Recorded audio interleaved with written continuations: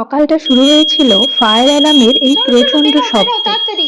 আমিও এটা ঢোকাও বিনিকে ব্যাগে। তাড়াতাড়ি ঘুম থেকে উঠিয়ে কিছু প্রয়োজনীয় জিনিসপত্র ব্যাগে নিয়ে নামতে শুরু করলাম। তাইতে যেই টাওয়ারটায় আমরা ছিলাম সেখানে প্রায় 50টা ফ্লোর ছিল এবং আশেপাশে আরো শত বাড়ি ছিল।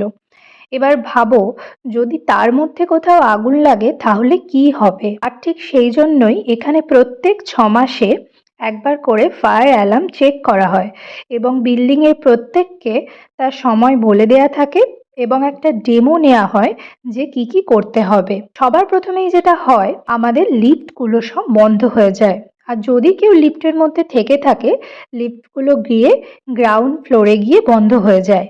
আর তাই লিফট বন্ধ কি করা যাবে, সবাইকে নামতে হচ্ছে সিঁড়ি দিয়ে। এই ডেমোটাতে যারা এই মুহূর্তে বিল্ডিং এ আছে তারা প্রত্যেকেই অংশগ্রহণ করে। আর তার সাথে যাদের বাড়িতে বয়স্ক মানুষ আছে তারা কিন্তু আগে থেকেই তাদেরকে লিফটে করে নামিয়ে দিয়ে অন্য কোথাও রেখে এসেছে। কিন্তু ভাবো, যদি ঘটনাটা সত্যি সত্যি হয় তখন কতটা মুশকিল হবে। আমি গ্রাউন্ড ফ্লোরে চলে এসেছি। বিনি আর হাঁটতেও চাইছিল না সিঁড়ি থেকে, আসলে একটু আগেই ও ঘুম থেকে উঠেছে। আমি আমাদের তিনজনের পাসপোর্ট, এমিরেটস আইডি, বিনির কিছু খাবার, জল এইসব নিয়েই নেমে এসেছি।